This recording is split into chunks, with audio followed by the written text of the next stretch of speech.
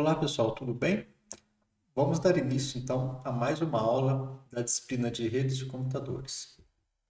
Na aula de hoje falaremos sobre segurança na camada de rede, abordando IPsec e VPN, onde veremos introdução, IPsec e VPNs, os protocolos AH e ESP, associações de segurança e o datagrama IPsec. Esta aula ela é parte do conteúdo abordado no livro Redes de Computadores e a Internet, com uma abordagem top-down dos autores Kurose e Ross, mais especificamente a sexta edição. Vocês encontrarão esse conteúdo no capítulo de segurança do livro. Vamos em frente. O IPsec, ele está ali, ele pertence, né, à camada de rede, que até já é de se esperar, não é? Porque ele trabalha de maneira a encriptar datagramas IP, originalmente falando. Então, todo o conteúdo dessa aula está contido dentro da camada de rede.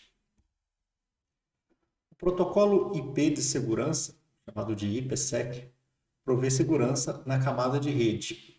Muitas instituições usam o IPsec para criar redes virtuais privadas, as famosas VPNs, que funcionam em cima da internet pública. Então, o IPsec, o que ele faz? Ele encripta as cargas úteis de todos os datagramas, todos os dados enviados de uma entidade a outra, e por isso ele é conhecido por prover cobertura total, ou seja, todos os dados serão de fato encriptados, uma vez que os dados eles vêm da camada de aplicação, transporte e rede, né? Abaixo disso, só enlace. Então, vamos em frente. IPsec e VPNs. Uma instituição que se estende por diversas regiões geográficas, muitas vezes deseja ter a sua própria rede IP. E aí, nesse caso, nós temos duas alternativas. A alternativa 1 seria, de fato, eu empregar uma rede física independente, completamente separada da internet, e aí, caso eu faça isso, isso recebe o nome de rede privada. O problema dessa alternativa é que isso seria muito caro. A alternativa 2, então, seria criarmos VPNs em cima da internet, fazendo com que os dados que trafegarem pela internet sejam antes encriptados. Esta, evidentemente, é a alternativa mais barata e é segura, e por isso é amplamente utilizada na internet. Então, explicando um pouco como o IPsec funciona e como ele provê isso em nível de VPN, então repare que nós temos ali uma matriz, aqui à esquerda da figura, nós temos ali a filial na direita e nós temos ali em cima o vendedor, né? Então a matriz, vejam só, o computador da matriz está transmitindo o dado ali, que tem o cabeçalho IP e o payload que é a carga útil do pacote, né? Neste caso do datagrama. E aí, quando isso passar pelo roteador da empresa, que é um roteador que executa lá com o endereço IPv4 e com o IPsec internamente, o que ele vai fazer? O IP header, o cabeçalho IP original e o payload se tornam ali dentro um IPsec header e um secure payload, ou seja, essa informação original do datagrama, cabeçalho mais dados, vai estar agora encriptado.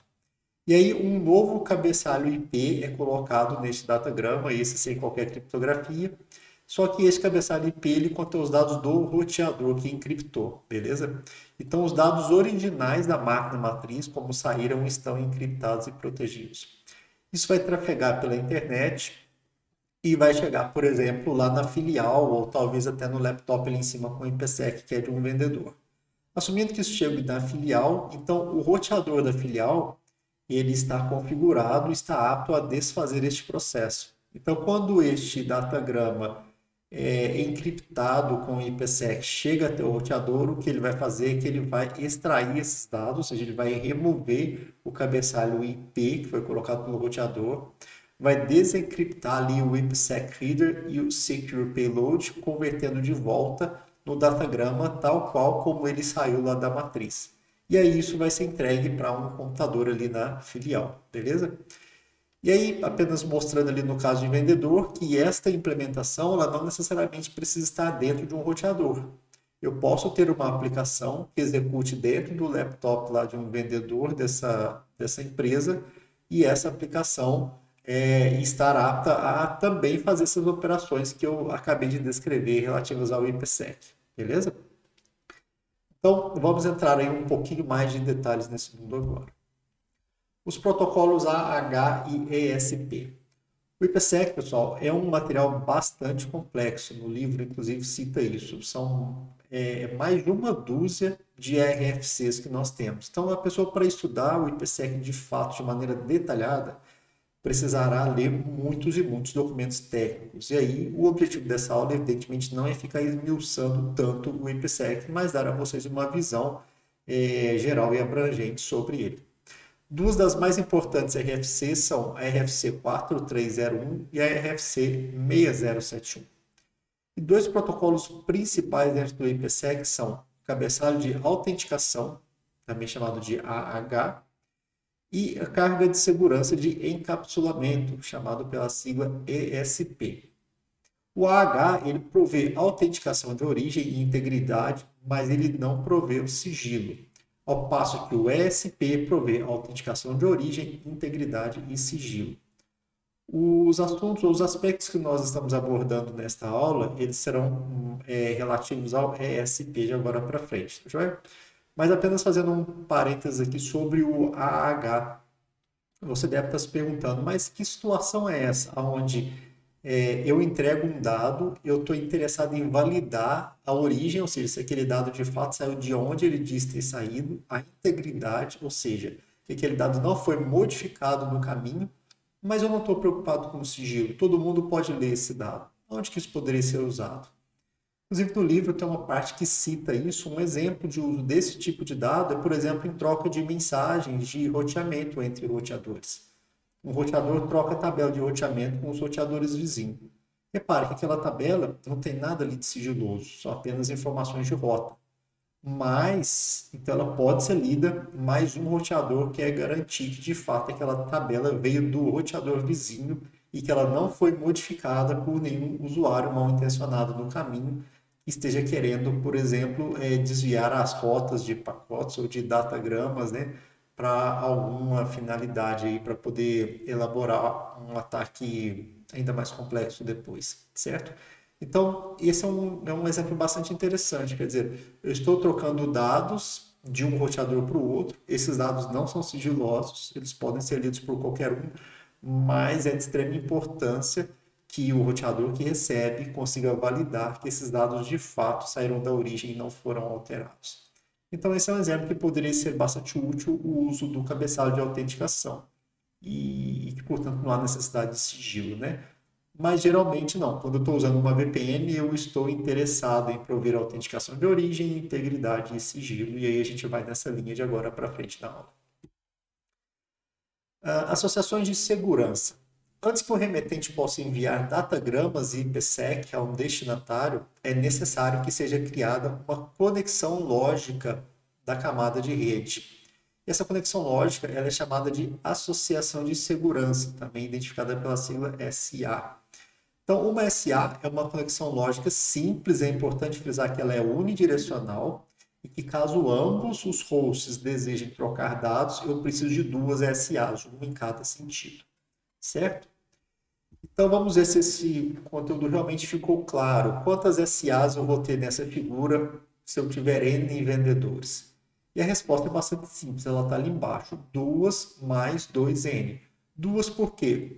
Eu estou assumindo que a matriz trocará dados com a filial, então eu tenho uma, e que a filial também trocará dados com a matriz, então eu tenho duas, a primeira parte ali desta formulazinha, deste resultado. E o 2N é porque se para cada vendedor eu também assumir que eu criarei duas SAs, uma da matriz para o vendedor e outra do vendedor para a matriz, sendo N vendedores, eu terei 2N. Tá? Então, falando mais sobre associações de segurança. Quais são as informações de estado mantidas por um roteador aí a respeito de uma SA? Então, nós temos uma figura ali embaixo, convido vocês a olharem para ela um pouco. Nós temos a matriz, nós temos o computador ali da matriz, com o endereço 172.16.1/24, né? Ele está numa rede que os endereços iniciam dessa forma, 172.16.1, o final é o que oscila de um host para outro, a gente vê isso por ser o endereço /24. E aí esse host está ligado ali no roteador R1, e esse R1 tem o seguinte endereço público, o 200.168.1.100. E aí ele está ligado, passando pela internet, lá na frente no roteador R2, na filial, cujo endereço público dele é 193.168.223. E aí a filial utiliza uma rede 172.16.2 alguma coisa, né, barra 24. Então, quais são as informações que este roteador R1 vai manter sobre esta SA?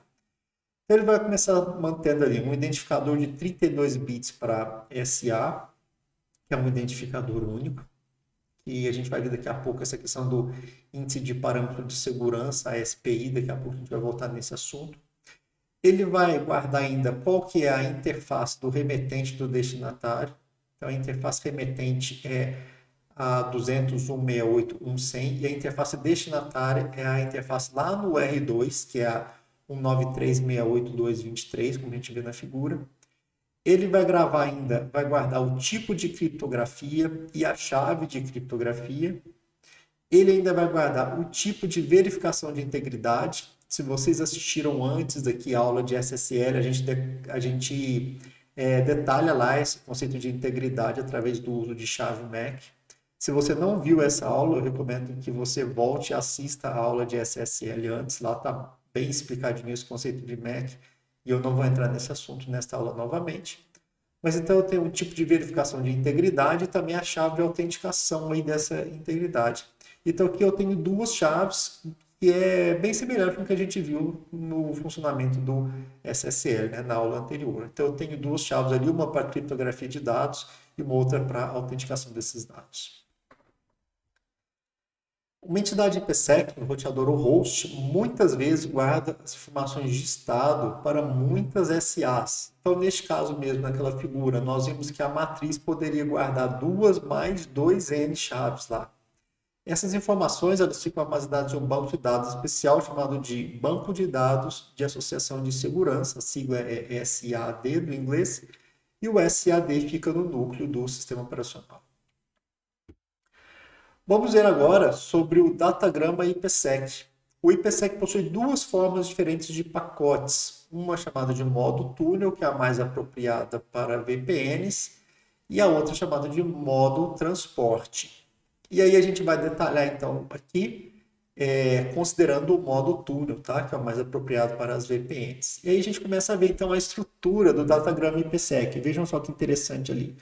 Eu tenho um novo cabeçalho IP, como eu disse, a gente vai encriptar o cabeçalho não, o datagrama original, e um novo cabeçalho sem encriptação vai ser adicionado. E aí esta unidade ali dentro que está encriptada, isso é chamado de enchilhada, que é também um prato mexicano, né? Então a gente vai detalhar todos esses caras aqui agora. Então observem primeiro a parte ali que está encriptada. O que está encriptado nós temos o cabeçalho IP original, da maneira como ele saiu da máquina, sem qualquer encriptação. O payload, ou seja, a carga útil do pacote IP original. E aí nós temos ali na frente um ESP trailer. O ESP trailer nada mais é do que o acréscimo de mais bytes ali, de modo que o tamanho deste camarada que vai ser encriptado, que é formado pelo cabeçalho IP original, mais a carga útil, de modo que ele seja múltiplo inteiro do comprimento de bloco, porque a gente vai usar a técnica de encriptação aqui, baseada em algoritmos de cifras de bloco. Então, se você assistiu a aula de criptografia, que é a primeira aula dessa playlist de segurança, nós vimos lá algoritmos de cifras de bloco, nós vimos que eles dividem os dados em matriz e realizam uma série de operações ali em cima. E justamente por organizar esses dados de maneira de matriz, o tamanho desse dado tem que ser um múltiplo inteiro do comprimento de bloco, que é o que a gente está vendo aqui agora. Então, se o cabeçalho IP original mais o payload não for um múltiplo, e geralmente não será, eu preciso colocar alguns bytes aleatórios no final disso para que ele se torne um múltiplo e então eu esteja apto a usar algoritmos de cifras de bloco. Então, toda essa parte de trailer que vocês estão vendo aqui embaixo, na parte encriptada, ESP trailer é para que isso aconteça, ou seja, para que isso se torne um múltiplo inteiro do comprimento de bloco. Então, nós temos aqui o padding. O padding ali dentro é, de fato, os dados aleatórios que você vai colocar. Pode ser uma sequência de zeros, pode ser qualquer coisa, não é parte do seu dado original. O pad length quer dizer, ele vai dizer o quanto de dados você inseriu ali para obter esse múltiplo. E o next header, ele indica o tipo de dado que está contido ali dentro desse datagrama IP original, que pode ser, por exemplo, dados do protocolo UDP encapsulados ali, pode ser dados de TCP, enfim, pode ser qualquer dado vindo da camada superior, né? Então, esta parte toda ela vai estar encriptada, certo? Então, esses são os seus dados, serão encriptados e aí, então, já estarão protegidos. Agora, eu preciso de mais algumas coisas auxiliares aí para poder compor essa transmissão. Na frente, nós temos o cabeçalho ESP, ali em rosa. E o cabeçalho ESP ele possui internamente dois campos. O SPI, que nós até citamos agora há pouco, e um número de sequência. O SPI ele vai indicar ao destinatário a qual SA que esse datagrama pertence. Lembrem-se, por exemplo, a matriz ela pode ter vários SAs, porque ela está transmitindo e recebendo dados de várias pessoas. Então, quando esse datagrama chega para ela, ela precisa saber identificar exatamente a qual SA, ou seja, da onde que aquele dado saiu. Tá? Então, para isso que serve o SPI. E o número de sequência protege contra ataques de repetição, que eu também comentei na aula de SSL. É para evitar que um usuário mal intencionado envie novamente, entre aspas, o mesmo datagrama, mas tendo feito alguma alteração. Então, a gente identifica os datagramas com número de sequência para evitar que usuários mal intencionados tentem reenviar o mesmo datagrama, mas modificando alguma coisa. E aí, então, se a gente pegar essa parte do cabeçalho ESP mais a parte encriptada, isso é chamado de enchilhada e ela está autenticada. Como que a gente faz para autenticar? Se vocês assistiram às últimas aulas, vocês já estão pensando, né? Opa, se tem autenticação, tem MAC aí na composição, né, deste datagrama.